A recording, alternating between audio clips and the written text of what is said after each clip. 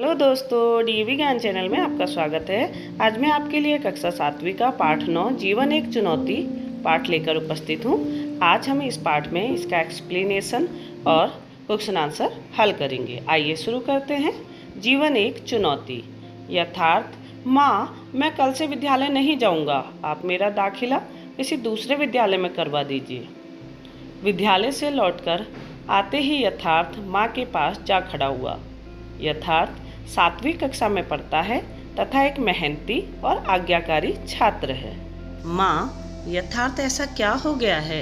यथार्थ। माँ, विद्यालय में कुछ भी सही नहीं है। माँ, यथार्थ क्या सही नहीं है? तुम क्या कहना चाहते हो? विस्तार से बताओ। यथार्थ। माँ, क्या बताऊँ? आप बस मेरा दाखिला किसी दूसरे विद्यालय में करवा दीजिए। माँ, अच्छा, पहले हाथ मुँह धोकर आओ, फिर बात करेंगे। मैं तब तक भोजन परोसती हूँ। यथार्थ कपड़े बदलकर खाने की मेज पर आ बैठा। माँ ने उसे खाना परोसा और फिर उससे विस्तार से अपनी व्यथा बताने को कहा। यथार्थ। माँ, विद्यालय से मैं अपनी सभी अध्यापक अध्यापिकाओं का हर आदेश मानता हूँ तथा हर कार्य पूरी ईमानदारी से करता हूँ। हाँ यथार्थ, मैं जानती हूँ। यथार्थ। माँ, फिर भी हमारी कक्षा अध्यापिका हमेशा मुझसे नाराज़ रहती है। मुझे लगता है वे मुझे बिल्कुल पसंद नहीं करती। माँ। यथार्थ। हो सकता है तुम कुछ ऐसा करते हो जिसके कारण उन्हें गुस्सा आ जाता हो। यथार्थ। माँ, आप अच्छे से जानती हैं कि मैं कोई भी ऐसी शैतानी अथवा हरकत नहीं करता, ना ही कोई नियम तोड़ता हूँ। यकीन मानिए, वे मुझे बिल्कुल पसंद नहीं करती। माँ। यथार्थ। हो सकता है उनके इस व्यवहार के पीछे कोई और कारण हो। बहुत बार हम अपनी गलती समझ नहीं पाते। यथार्थ। माँ, अगर आप यह मान ही बैठी हैं कि मैं ही गलत हूँ तो बात और है, परंतु मैं जानता हूँ कि सब कुछ उचित नहीं है। माँ। यथार्थ। कहाँ उचित अनुचित के बारे में सोचकर समय व्यर्थ कर रहे हो? यथार्थ। माँ, आप नहीं जानती, मेरी कक्षा के ही कुछ बच्चे जो मेरे ही जैसा कार्य करते हैं, मेरी अध्यापिका उनकी प्रशंसा करते नहीं थकती। उनकी धारणा मेरे प्रति हमेशा नकारात्मक ही रहती है। क्या आपको यह उचित लगता है? माँ।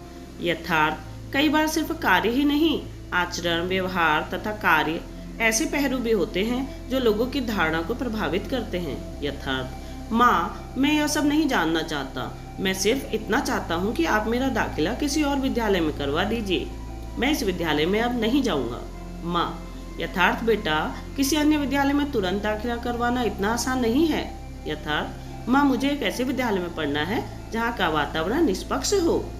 माँ। यथार्थ बेटा, इस विद्यालय को छोड़कर किसी दूसरे विद्यालय में दाखिले का विचार करना परिस्थितियों से भागना ही तो है। यथार्थ। माँ, आप ही बताइए मुझे क्या करना चाहिए। माँ। यथार्थ। अपने इसी विद्यालय में मन लगाकर पढ़ो और विद्यालय परिवर्तन का विचार दिमाग से निकाल दो। यह एक चुनौतीपूर्ण स्थिति है, उसका सामना करो। यथार्थ। क्या यह सब इतना आसान है? माँ। यथार्थ। तुमने महाभारत के अर्जुन के बारे में अवश्य सुना होगा। तुम यह भी जानते हो कि अर्जुन को विश्व का सर्वश्रेष्ठ धनुर्धर माना जाता था। अर्जुन के जीवन में अनगिनत चुनौतियां आई। कल्पना करो कि एक व्यक्ति जो सर्वश्रेष्ठ धनुर्धर माना जाता था, उसे 1 साल तक नर्तकी के रूप में रहना पड़ा। वह व्यक्ति जो निडर, साहसी और अद्भुत गुणों से भरपूर था। कल्पना करो, इतने विलक्षण व्यक्तित्व के लिए वे परिस्थितियां कितनी कष्टप्रद रही होंगी। फिर भी उन्होंने तथा महारानी द्रौपदी सहित उनके सभी भाइयों ने पलायन का रास्ता नहीं चुना। माँ। वे तो वीर थी। माँ। यथार्थ। तुम्हें किसने कहा कि तुम डरपोक हो?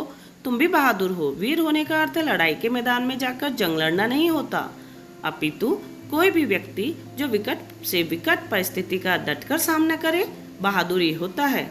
माँ। बेटा, याद है ना वह कविता, लहरों से डरकर नौका पार नहीं होती। यथार्थ। हर व्यक्ति का जीवन चुनौतियों से भरा है। हर दिन एक नई चुनौती का सामना करना पड़ता है। वही व्यक्ति अपने जीवन को सुचारू रूप से व्यतीत कर पाता है जो इन चुनौतियों से विचलित हुए बिना डटकर इनका सामना करता है। माँ की बात सुनकर यथार्थ कुछ देर सोचता रहा, फिर माँ के गले लगते हुए बोला, माँ, शायद आप सही कह रही हैं। मैं चुनौतियों से विचलित हुए बिना डटकर इनका सामना करूंगा। माँ मुस्कुराते हुए बोली, बेटा, संघर्षों का मैदान छोड़कर मत भागो तुम, क्योंकि कोशिश करने वालों की हार नहीं होती। आइए अब इस पाठ के प्रश्न उत्तरों को हल करते हैं। पहला प्रश्न है, यथार्थ की माँ ने उसे कहा कि चुनौती है, उसका सामना करो। इससे उनका तात्पर्य था कि पहला, गोले बारूद से चुनौतियों का सामना करो। दूसरा, चुनौती आने पर चुनौती से भागना नहीं चाहिए, अपितु शांत रहकर समाधान ढूंढना चाहिए। तीसरा, चुनौती आने पर उस चुनौतीपूर्ण स्थिति से दूर हट जाना चाहिए।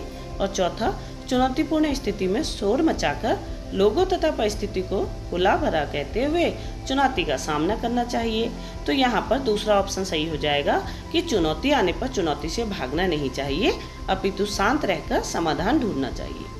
अगला प्रश्न है, कहा जाता है कि हर चुनौती अपने समाधान के साथ आती है। अपने अध्यापक से चर्चा करके जानने का प्रयास कीजिए कि चुनौतीपूर्ण स्थिति में हमें क्या करना चाहिए। तो इसका उत्तर हो जाएगा कि चुनौतीपूर्ण स्थिति से हमें शांत रहकर उस समस्या को दूर करने का उपाय करना चाहिए। नंबर 2, परिस्थितियों का डटकर सामना करना चाहिए। और 3, विपत्तियों से घबराना नहीं चाहिए। इससे अगले प्रश्न में कुछ सहायक बिंदुओं को उचित क्रम में लगाना है, जिससे हम सीढ़ी के पायदान पर रखते हुए सफलता की सीढ़ी को चढ़ सकें। इस प्रश्न का उत्तर भी मैंने यहाँ पर हल कर दिया है। आप सब यहाँ से देखते हुए अपनी पुस्तिका में यह प्रश्न हल कर लें। अगला प्रश्न है कि अगर चुनौतियाँ नहीं होती तो प्रगति भी नहीं होती। चुनौती और प्रगति का तो चोली दामन का साथ है। अपने अध्यापक अध्यापिका से चर्चा करके समझिए कि कैसे हर चुनौती प्रगति की दिशा में एक मील का पत्थर साबित होती है। प्राप्त जानकारी को विस्तार से लिखिए। तो इसका उत्तर है कि अगर चुनौतियाँ नहीं होती तो प्रगति भी नहीं होती। यह बात सत्य है, क्योंकि प्रत्येक चुनौतियाँ अर्थात समस्या अपना समाधान स्वयं लेकर आती है। बस हमें उसे समस्या को समझकर उसका समाधान करना आना चाहिए, तभी हम प्रगति कर सकते हैं।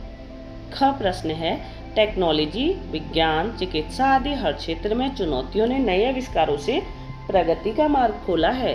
अपने विचार लिखिए। तो इसका उत्तर हो जाएगा, आज हर क्षेत्र में चुनौतियों ने नए आविष्कारों से प्रगति का मार्ग खोला है। मैं भी इस विचार से सहमत हूँ, क्योंकि जब तक मनुष्य चुनौतियों का सामना नहीं करता तब तक वह नए आविष्कार नहीं करता।